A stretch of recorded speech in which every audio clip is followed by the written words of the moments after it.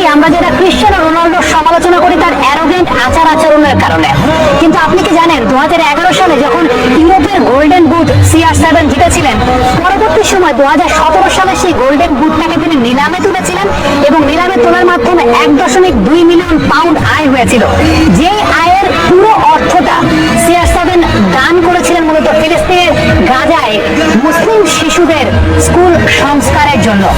এই যে এই ধরনের আত্মনিবেদনের জায়গাটা, কিংবা একজন ফুটবলার তার ফুটবল খেলার বাইরেও এরকম কর্মকাণ্ড করছেন, এগুলো কিন্তু প্রত্যেকের জন্য একটা অনুকরণের দৃষ্টান্ত। শুধুমাত্র রক্তদানের জন্য তিনি শরীরে কোনো প্রকার ট্যাটু অঙ্কন করেন। আমরা বিশ্বব্যাপী অনেক ফুটবলারকে দেখি যে শরীরব্যাপী ট্যাটু করছেন, এটা একটা ফ্যাশন বা আইকনিক একটা স্টাইল হিসাবে ব্যবহৃত হয়। বাট ক্রিশ্চিয়ানো রোনাল্ডো ট্যাটু ছাড়াই তিনি আইকনিক স্টার।